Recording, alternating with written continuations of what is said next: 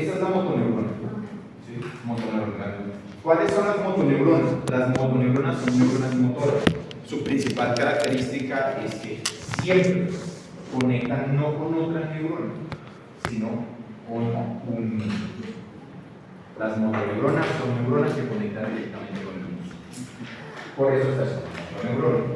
Pero esta motoneurona tiene una colateral que conecta con la neurona inhibitoria.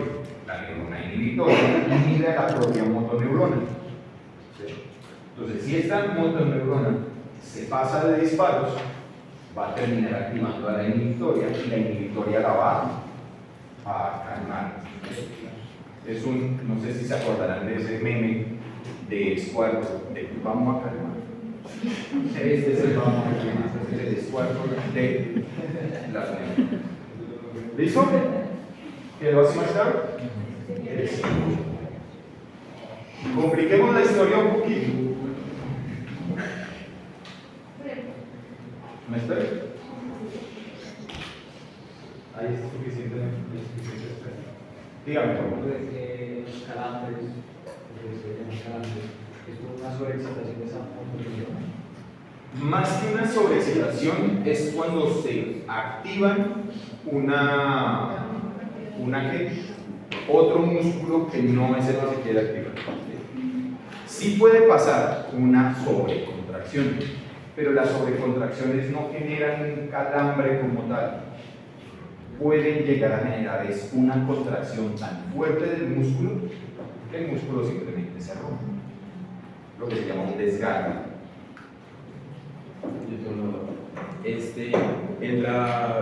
Digamos, la neurona motora que está ahí en el primer circuito de color piel, son tres independientes, ¿sí? O sea, no, abajo, la roja, esa una, la negrita que es la inhibitoria, y esas tres, la roja va a llegar directamente al músculo o ella llega a la neurona motora de color piel. A la motoneurona, esta es una interneurona. Esa es interneurona. Y llega al Ok. y la motoneurona sí conecta. Vale, gracias. Normalmente cuando ustedes piensan en moverse, ese movimiento sale de la corteza cerebral, baja por toda la médula espinal y llega hasta una motoneurona, y esa motoneurona es la que dice, ah, sí, este músculo, bueno, y lo activa. Bueno, lo estoy antropomorfizando un poquito, pero la idea es esa. No hay neuronas que controlen los músculos, ¿sí?, desde el sistema nervioso central, no las hay. Toda la actividad muscular viene la neurona, conecta con la motoneurona que le corresponde a ese músculo y ahí sí se activa.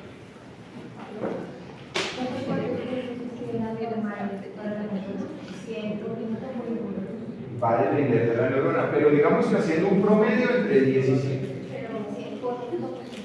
por segundo. ¿Cómo? ¿En qué unidad? Son hercios. ¿Qué es un hercio? ¿Alguien sabe qué es un hercio? Un hercio es una medida de frecuencia.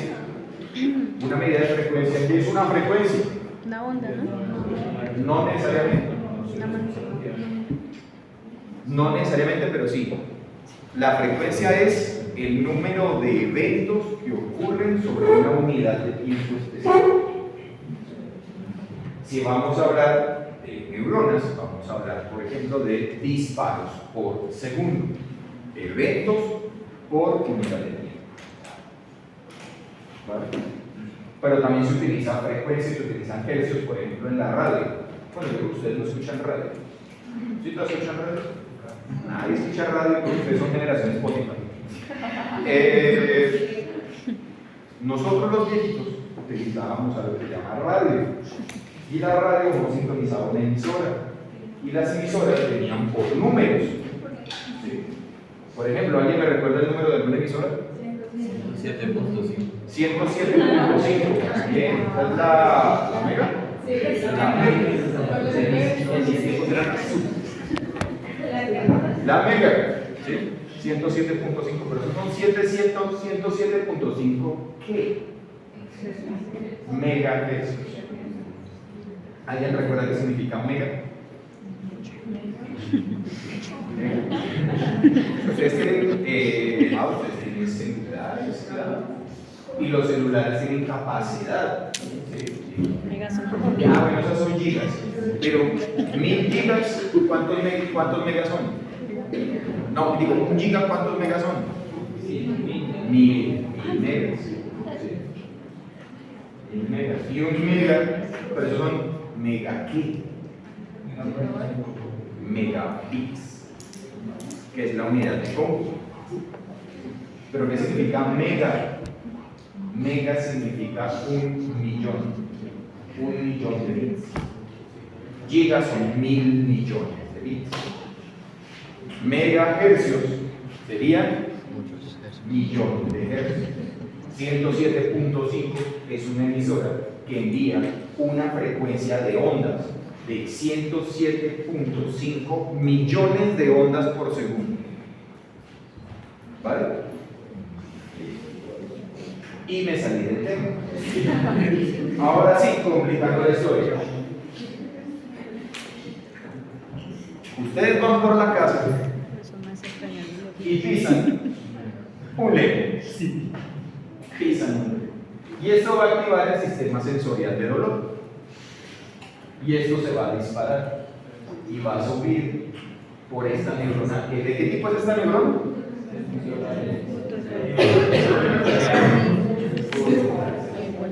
Que va a conectar con una interneurona en la sustancia gris de la médula espinal. Y esa interneurona, esa de aquí, la blanquita, es una interneurona excitatoria. ¿Sí? Ella va a conectar con una neurona multipolar que está en la sustancia gris de la médula espinal. ¿Cómo se llama esa neurona? Motoneurona o neurona motora. ¿Por qué? Porque conecta directamente con el músculo.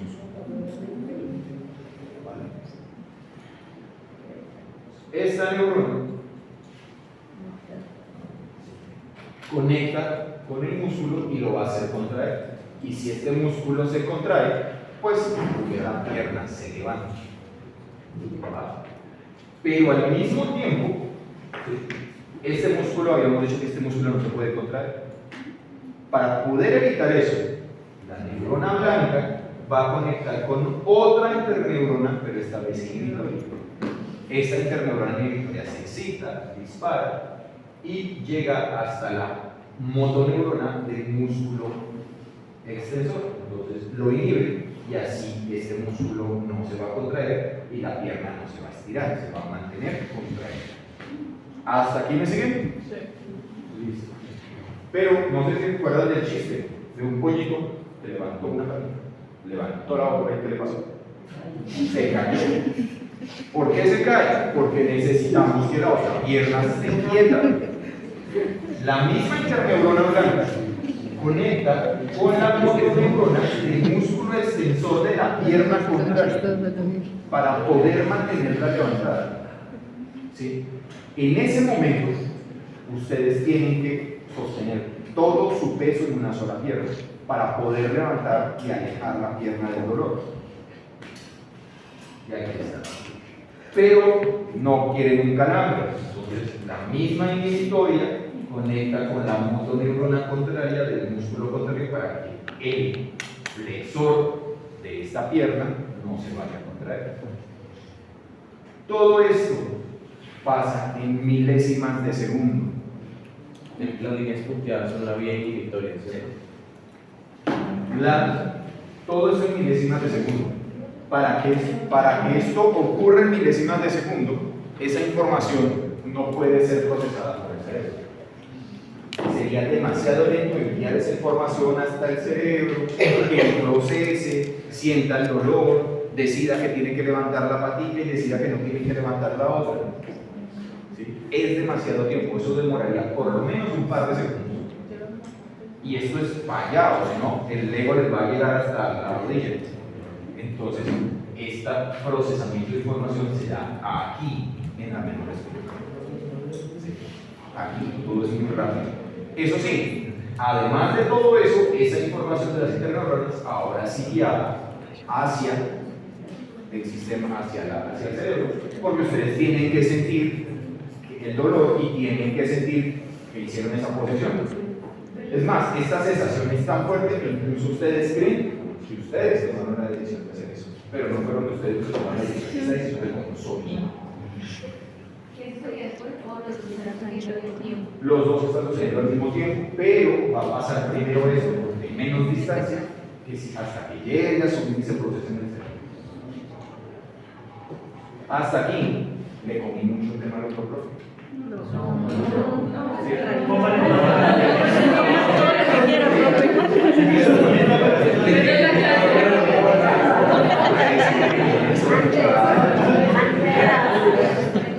Hasta aquí, ¿quedó claro? Sí, gracias. Siguiente tema. Excitabilidad neuronal. ¿Qué entienden por excitabilidad neuronal?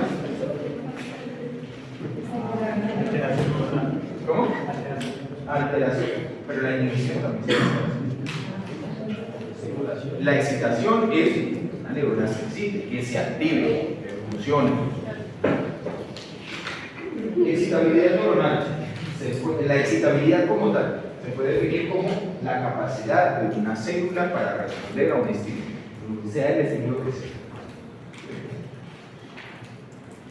En neuronas, la excitabilidad neuronal depende de las características de la membrana. Ustedes ya vieron biología celular, ¿cierto? O algo por el estilo. ¿Sí? Vieron que es una membrana celular y vieron cómo funciona. Perfecto. Entonces, ¿los debo copiar o les paso la presentación? Entonces, en el sistema nervioso, las membranas funcionan con un juego de cargas. Un poquito pixeladito. Luego las cargas funcionan con cargas iónicas. Ya vieron bioquímica. Los iones son átomos que tienen carga. ¿Vale? En una neurona, la carga se da a partir de la diferencia entre los iones. Dentro de la célula hay proteínas que tienen carga negativa. Y como son proteínas, no van a poder salir por la membrana. Primero, muy grandes. Segundo, hay mucho potasio. El potasio tiene carga positiva. Hay poquito cloro y hay poquito sodio. La suma de todas estas cargas hace que esto sea negativo. Negativo, la carga de electronegatividad de una célula va a depender totalmente de lo que la rodea. Es negativo con respecto a esto. Seguramente va a ser positivo con respecto a una pila, pero con respecto al medio externo es negativo. ¿Vale? ¿Por qué es negativo con respecto al medio externo? Porque en el medio externo hay poquito potasio, mucho cloro y mucho sodio. Y este juego de cargas hace que allá afuera sea mucho más positivo. Esa es la diferencia de cargas. Ahora, las membranas citoplasmáticas están hechas de fosfolípidos y los fosfolípidos tienen estas bolitas apolares. Toda esta zona de aquí no tiene carga y las moléculas que tienen carga y las que no se repelen. Como se diga, me han puesto el ejemplo del agua y el aceite. El agua tiene carga, el aceite no. El agua y el aceite nunca se mezclan. Esto es haga de cuenta aceite. Agua, aceite. Moléculas con carga no pueden pasar. ¿Hasta aquí me siguen? Una membrana tiene una diferencial de carga. ¿Tienes otra pregunta? Dígame. Un momentico para terminar de anotar lo que había dicho en el anterior, por favor. Repaso. Adentro es más negativo. ¿Sí? Adentro, ¿qué hay? Proteínas con carga negativa. Mucho potasio, poquito cloro, poquito sodio. Afuera, poquito potasio, mucho cloro y mucho sodio. Ahora, hay dos fuerzas que empujan esos iones. Casi se me olvidó mencionar. Ahora estamos en su compañero que me devolvió. ¿Cómo es tu nombre? Sebastián. Sebastián, muchas gracias. Las dos fuerzas son la fuerza electrostática y otra la fuerza de difusión. Fuerza electrostática. Las cargas contrarias se atraen, los polos opuestos se atraen, lo negativo se atrae con lo positivo. ¿Alguien ha jugado con imanes alguna vez en la vida? Los polos opuestos se atraen. ¿Vale? Muy bien. ¿Cuál es esa característica? Esa es las cargas electrostáticas o presión electrostática, también la van a encontrar. ¿Sí? Entonces, ¿qué pasa? Que aquí está positivo. ¿Sí? Mejor ejemplo, aquí está negativo. ¿Sí? Y el sodio es positivo. ¿Para dónde va a mover el sodio? Si pudiera, ¿no? Si pudiera moverse, ¿para dónde movería? Vale. Exacto. El potasio y el cloro, como tienen carga contraria, la fuerza electrostática los mantiene donde están, ¿sí? Que es la flechita gris. La fuerza electrostática del potasio lo hace mantenerse adentro, la fuerza electrostática del cloro lo hace mantenerse afuera. ¿Hasta aquí me siguen? Listo. Siguiente, fuerza de difusión. Toda sustancia siempre se tiende a mover hacia donde hay menos de esa sustancia. Si ustedes colocan una cucharada de azúcar en un vaso con agua y no la revuelven, pero la dejan quieta una noche, al otro día el azúcar ya se disolvió por todo el vaso de agua. Apenas usted lo echa, usted toma la agüita por encimita y sabe simple. Pero si ustedes esperan lo suficiente, el azúcar que está más concentrado abajo va a tender a difundirse hasta ocupar todo el vaso con agua. Pero en el espacio no se tiende a mover donde hay Menos concentración. ¿Sí? Fuerza de difusión. Toda sustancia tiende a moverse hacia donde hay menos concentración. Un ejemplo de ciencia ficción. Ustedes van en una nave espacial y a la nave espacial se le abre un hueco. Ustedes están rodeados del vacío del espacio. ¿Hacia dónde coge el aire que está dentro de la nave espacial? Hacia afuera. ¿Por qué? ¿Por qué hacia afuera? ¿Por qué se sale el aire? Porque puede mover. Va hacia afuera. Si los cambio, ustedes van en un submarino y se abre un huequito. ¿Dónde hay más agua? ¿Afuera o adentro? Afuera. ¿Para dónde coge el agua? Adentro. Siempre se van a mover las cosas hacia donde no hay o hacia donde hay menos. Aquí hay mucho potasio, aquí hay poquito potasio. ¿Para dónde coge el potasio? Para afuera. Aquí hay mucho cloro, aquí hay poquito cloro. ¿Para dónde va a coger el cloro? Ahí. ¿Queda clara la fuerza de difusión? ¿Queda clara la fuerza electrostática? Perfecto. Ahora sí. Una neurona, cuando está en reposo, está quietita, está tranquilita, no está disparando, tiene una carga eléctrica de menos 70 milivoltios aproximadamente.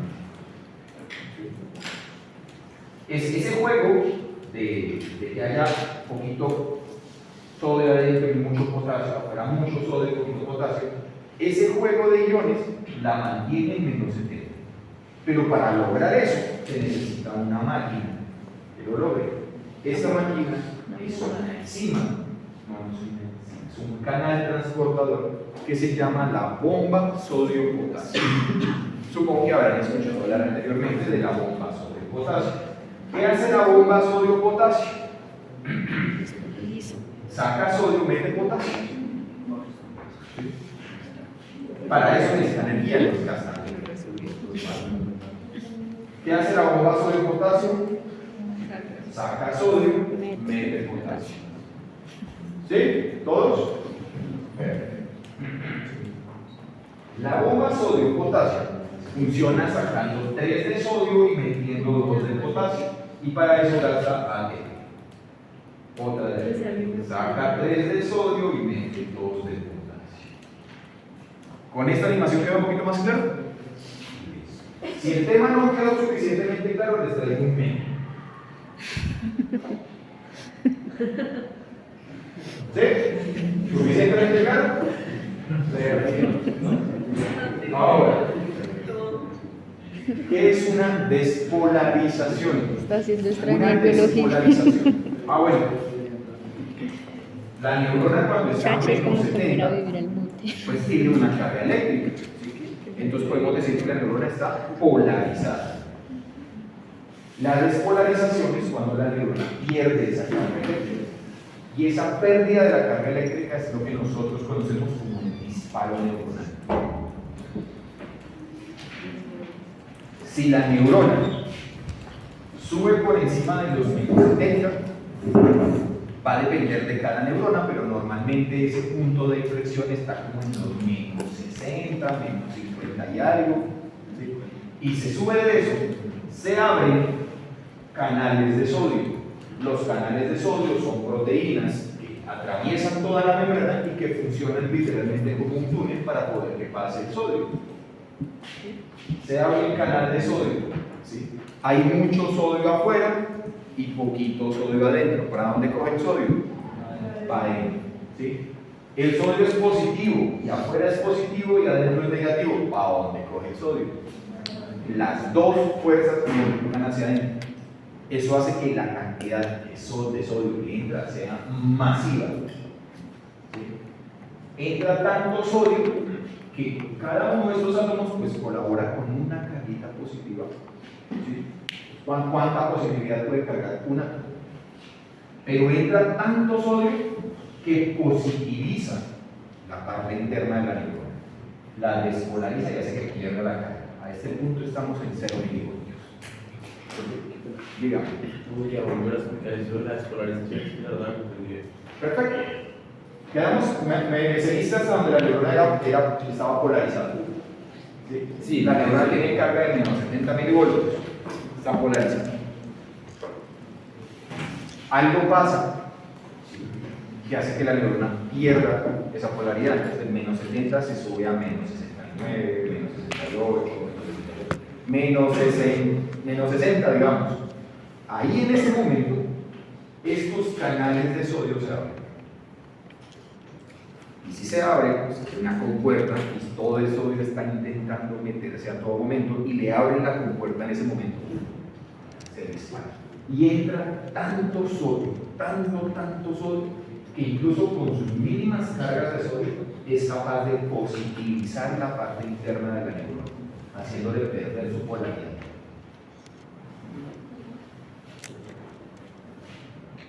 ¿Sí? ¿Todos? Entonces, en ese momento la neurona perdió la polaridad. Como perdió la polaridad, pues se despolarizó. Realmente despolarización se utiliza para cualquier pérdida, sea de 0 o de menos 70, menos 69, ya hubo una pequeña despolarización. ¿Vale? Esto nos permite generar el famosísimo potencial de acción. El potencial de acción es ese disparo neuronal. No recuerdo que esto estuviera tan pixelado, pero bueno. Aquí viene la neurona en menos 70. ¿Sí? Aquí la neurona va en menos 70. La neurona en menos 70, algo la despolariza y la subimos a menos 60. Si la neurona alcanza esta despolarización, se abren todos los canales de sodio al mismo tiempo y es una avalancha de sodio. Tanto que miren cómo se empieza a positivizar. Cuando va llegando a los ceros, se abren otro tipo de canales, que son los canales de potasio. Por mínima que sea la pérdida de carga va a pasar el Tiene que alcanzar este nivel. Si no lo alcanza, ya pues dice la espera. Pero eso lo vamos a ver más adelante. Este llega hasta aquí. Si alcanza ese nivel, aquí es donde se abren todos los canales de sodio. se llaman canales de sodio dependientes de voltaje. Lo que ellos saben es el voltaje. Si no tienen voltaje, no se abre. Pero si alcanzan ese voltaje, los canales se abren y empieza a entrar sodio.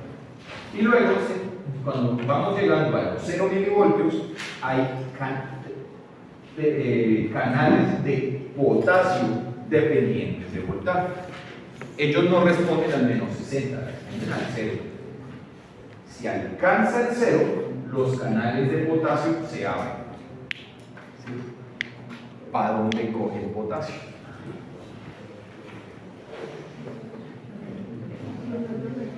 El potasio tenía dos fuerzas. ¿Cuáles eran? Difusión y electrostática. La fuerza electrostática, ¿qué decía? Vale. ¿Alguien alce la mano? ¿Alguien alce la mano? Tú. ¿Qué dice la fuerza electrostática? Los polos opuestos se atraen. ¿Qué le hacía la fuerza electrostática a los iones de potasio? Lo sacaba. No, porque ellos eran positivos y estaban dentro del negativo. Ah, ok. Los repele, no, los atraía, los hacía quedarse adentro. Pero eso era cuando la membrana era negativa. ¿Sí? Pero aquí ya no es negativa. Esta no está neutra. Aquí estamos neutros. Había otra fuerza, ¿cuál era?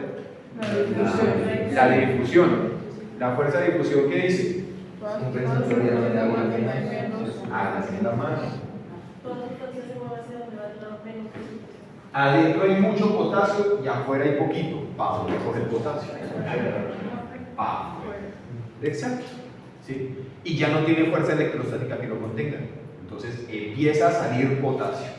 Joven. Cuando la membrana está neutra, entonces ya hablamos de fuerza por difusión, ya por la neutralidad. Sí, la fuerza electrostática ya no la tiene, solo le queda la de difusión y esa dice va afuera. Y entonces sale disparado hacia afuera el canal de potasio. El canal de potasio no, el potasio sale disparado hacia afuera. Pero aún así, el sodio sigue siendo demasiado y sigue entrando. Entonces, recuerden que esto es carga eléctrica. La carga eléctrica sigue subiendo, pasa de 0 y se vuelve positivo. Más 1, más 2, más 20, hasta que llega a los más 40 milivoltios. ¿Sí? Tienen carga positiva, carga de más 40 milivoltios. A los más 40 milivoltios, los canales de sodio se bloquean. ¿Sí? Un proceso llamado refractación. Entonces, cuando está en la parte en reposo, ¿sí? El canal está cerrado. Si alcanzamos los, más o menos, menos 60 milivoltios, los canales de sodio se abren y el sodio se mete. ¿Ah? Menos 60 aproximadamente se abren los de sodio. Cuando llegamos a los 0 se abren los de potasio. Eso tenémoslo ahí en remojo. Cuando llega a más 40, los de sodio se hacen refractarios. Se bloquean, se cierran y se trancan por dentro. Ya no se pueden abrir. Aquí ya no se pueden volver a abrir. Después de eso, acuérdense que se está saliendo el potasio. Como se sale el potasio, la parte interna empieza a perder. ¿Qué carga tiene el potasio? Positiva. Entonces, si se está saliendo el potasio, la parte interna empieza a perder cargas positivas. Si se pierde lo positivo, vuelve a tener carga negativa. Entonces empieza para abajo. Para abajo, para abajo, para abajo, para abajo, para abajo. Hasta que llegamos a los menos 70. Cuando llegamos a los menos 70, ¿sí?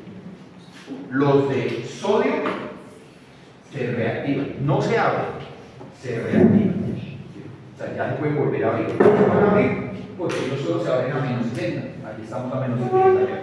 A eso se le llama hiperpolarización. Se le llama hiperpolarización a lo que sigue. En este punto, ¿sí? Hay demasiado potasio afuera. ¿Sí? Como hay demasiado potasio afuera y las cargas se miden una con respecto a la otra, pareciera que adentro hay más carga eléctrica, hay una carga eléctrica más negativa que afuera. pero realmente no es que adentro esté más negativo, es que afuera está demasiado positivo porque salió demasiado potasio. Entonces, si se dan cuenta, la carga queda incluso por debajo de menos 70. A este proceso ya está demasiado polarizada, está hiperpolarizada la neurona. Pero este sodio pues difunde por el resto del cuerpo y entonces vuelve a alcanzar su carga. Todo esto, muchachos, es lo que nosotros conocemos como un potencial de acción. Un potencial de acción es el nombre real y científico que se le da al disparo neuronal. Esto pasa cuando una neurona dispara. Esa es la carga eléctrica que ustedes ven. ¿Sí? De ahí sale la electricidad. Y dicen, es que las neuronas son eléctricas y disparan cargas eléctricas. Son juegos de iones. ¿Cómo es el ejemplo de un taser? ¿Vale? Un taser funciona, y los músculos de la persona se conectan. Si yo le electrocuto a alguien, los primeros canales en abrirse serían los de los ojos. ¿Sí? En el músculo funciona un poquito diferente, pero la idea es esta. En el músculo también hay canales de sodio. Tú le colocas carga eléctrica, se abren los canales de sodio, entra sodio y en los músculos también hay potenciales de acción. Solo que en el músculo el potencial de acción no es un disparo neuronal, sino es la señal que hace que el músculo se contraiga y sea más corto. Y por eso. Sigo. Entonces, subimos a más 40. ¿Sí? A más 40, los de sodio se trancan, los de potasio están saque y saque potasio para poder recuperar la carga. ¿Cómo?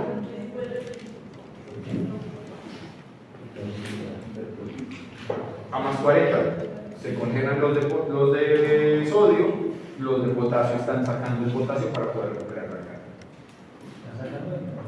¿Cómo? El potasio se está saliendo. El sodio ya no sale ni entra porque los canales de sodio están cerrados. Y en ese momento se llama hiperpolarización. Y ahí es donde se va a hiperpolarizar la neurona. Aquí no se hiperpolariza todavía, se va a hiperpolarizar cuando alcance por debajo de los menos 70. ¿Sí? Aunque a este proceso ya está cerrado y se está saliendo el potasio, como es el que va a llevar a la hiperpolarización, se conoce como el proceso de hiperpolarización. ¿Cuánto aumenta? ¿Cómo? ¿Cuánto aumenta? ¿Cuánto aumenta? ¿Cuánto aumenta qué? Los milivoltios. Van desde menos 70 más 40. Pero este es un convencionalismo, un promedio. Va a depender mucho de cada tipo de neurona, tiene su propio valor de reposo, su propio umbral de disparo y su propio máximo de disparo. La polarización empieza cuando empieza a subir de menos 70 hasta más 40 y la hiperpolarización cuando desde más 40 hasta menos 70. Hasta menos de menos 70. Menos de 70. Entonces,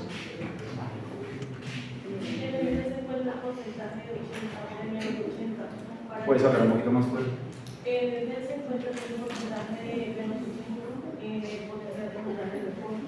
¿En qué se han basado para colocar como ese porcentaje ahí? Porque estamos trabajando menos 70. Midiendo neuronas cuando se despolarizan y cuando no se despolarizan, cuando se despolarizan. Viendo todo el flujo de la electricidad. La primera vez que se escribió en el axón gigante de un calamar. Pero pues esa parte sí la omití porque dije, no los voy a aburrir con eso. ¿Cómo? Calamar, sin el globo. No, por eso, calamar. Entonces, cargas, concentración externa y concentración interna. El sodio afuera hay 145 milimolares, mientras que adentro de 5 aquí. Del potasio afuera hay 5 milimolar, adentro de 140 milimolar. Eso no me lo quiero preguntar. Magnesio, más o menos vale lo mismo. Calcio hay mucho más poquito en la parte interna. Hidrógeno más o menos lo mismo. Cloro hay 110 milimolar contra de 5 a 15 de la parte interna. Esto explica los potenciales de acción. Hay potenciales de acción, ¿sí? Y hay unos potenciales fallidos. La membrana se despolariza, pero no se despolariza lo suficiente para alcanzar el umbral. El umbral, si lo recuerdan, es el punto donde todos los canales de sodio se abren al mismo tiempo. Pero aquí no alcanzó eso. Entonces, esto se despolariza un poquito, pero se recupera rápidamente. No genera el potencial de acción. ¿Vale? Eso lo vamos a ver un poquito más adelante, son muy importantes. Y luego se descubrió que los potenciales de acción se movían. Una cosa es que ese pedazo de membrana se despolarice y produzca electricidad, pero otra cosa muy distinta es que esa electricidad se mueva por toda la neurona. Si ponemos electrodos, esto es un axón, y ponemos electrodos, ¿sí?, en el calamar, podemos ver que si con este electrodo producimos la despolarización, le bajamos corriente, podemos ver que aquí podemos determinar el potencial de acción, pero a un poquito de tiempo. Aquí podemos ver que también vemos el potencial de acción, pero pasó más tiempo para poder. Y aquí, entre más lejos estemos del sitio donde se colocó el pulso, ¿sí?, más se demora en aparecer el potencial de acción. Esto indica que el potencial de acción se está moviendo. Este tiempo que le toma en aparecer es literalmente dependiendo de la distancia de donde se inició. Entonces el potencial de acción se mueve. Pero si les soy sincero, el potencial de acción no se mueve. Pareciera que se moviera, pero no se mueve. Aquí ven ustedes una membrana y ven cómo se despolariza, ¿cierto? ¿Sí? Y pareciera que el potencial de acción se mueve, ¿cierto? Pero no se mueve. Cada uno de estos fragmentos de membrana se despolariza e hiperpolariza. Pero ese cambio en la polaridad es suficientemente fuerte para inducir otro potencial de acción en el pedacito de membrana siguiente. Y ese otro potencial de acción en el pedacito de membrana que le sigue. Entonces, no es que el potencial de acción se mueva, funciona como un efecto dominó. Han visto como, ¿saben cuál es el efecto dominó, cierto? ¿Sí? Ponen los dominos paraditos, que toman y uno va tomando el otro, y el otro, el otro, el otro. Así funciona el potencial de acción en la membrana. Uno va disparando y va haciendo que el siguiente dispare, el siguiente dispare, el siguiente dispare. Algo que se me olvidó mencionar es que es cuánto tiempo pasa para que ocurra un potencial de acción. Un potencial de acción demora 1, máximo 2 milisegundos. Eso es muy rápido. Y hay unos más cortitos todavía. Son muy rápidos. Los potenciales de acción son muy rápidos. Yo sé, 1 máximo 2 milisegundos.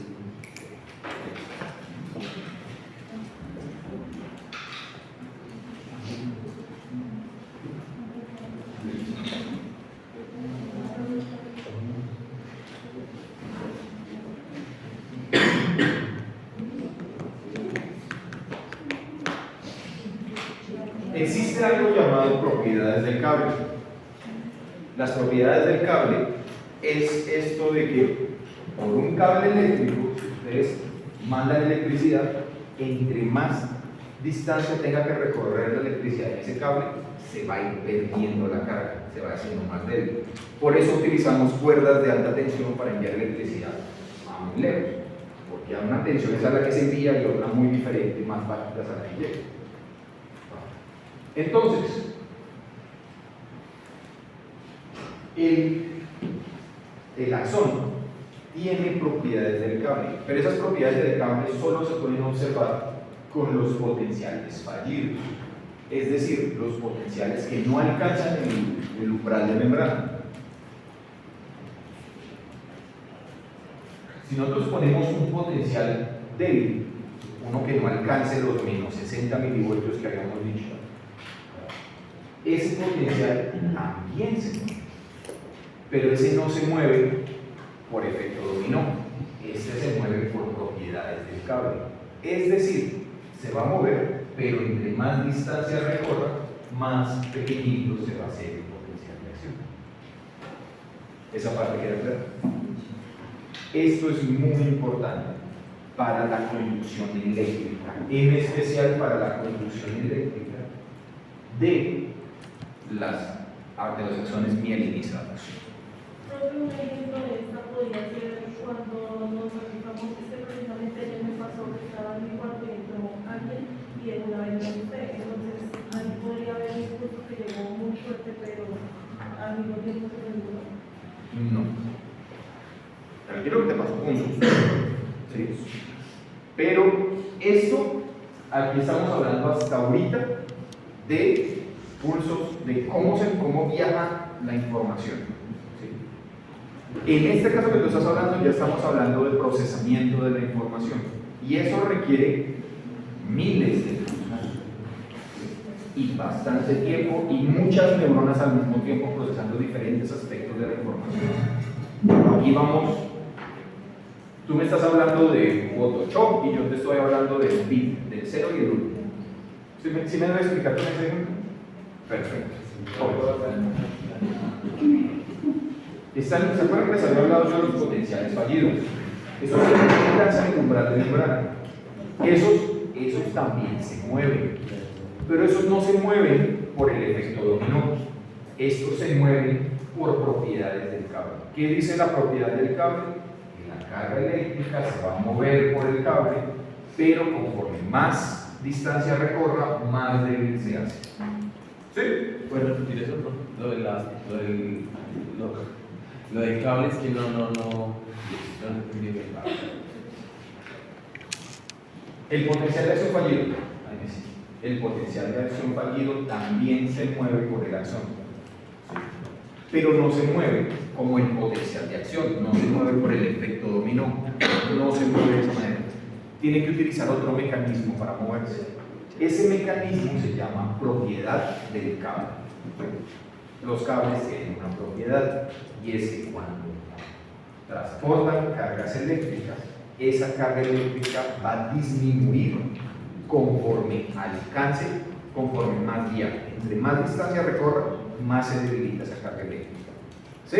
Sí. ¿Queda claro en este esquema cómo se va debilitando la carga eléctrica? Perfecto.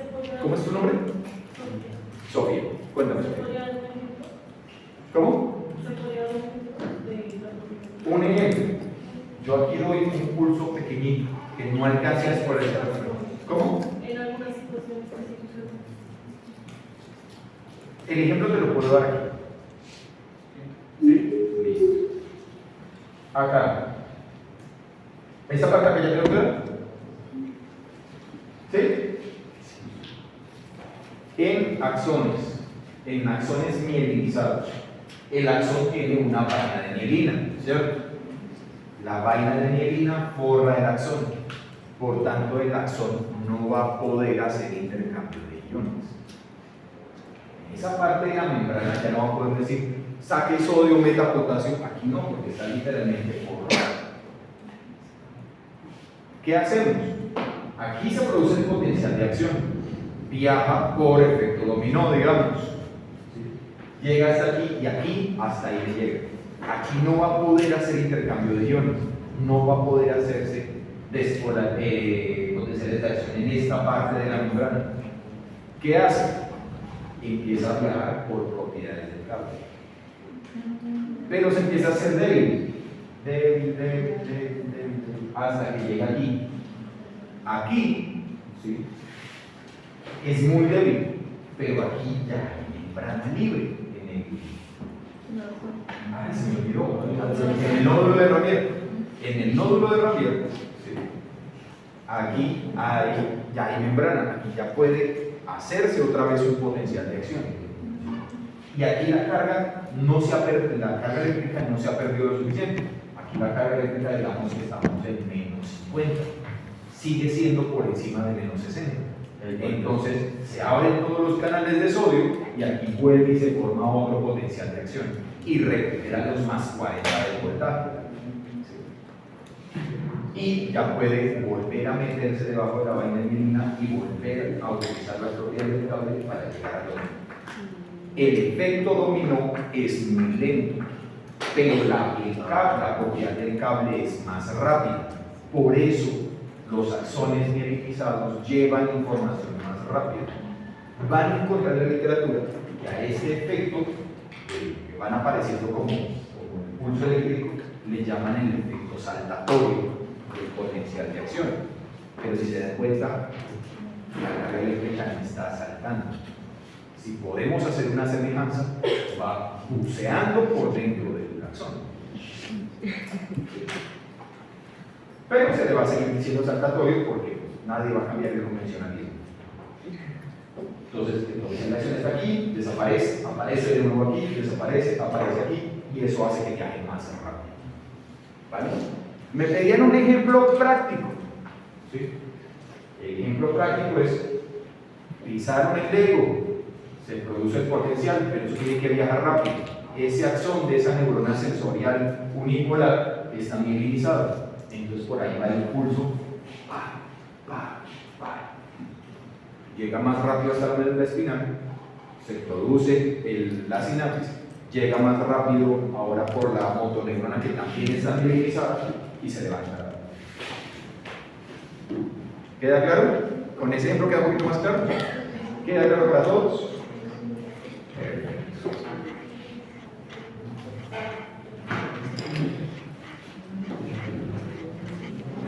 Entonces, existen dos tipos de mecanismos por los cuales se mueve la señal. Señales propagadas y señales pasivas o señales locales. ¿Cuáles serían las propagadas? El efecto dominó. ¿Cuáles serían las locales, las pasivas? Las que no tienen efecto dominó, los potenciales fallidos. Pero no les llamamos potenciales fallidos.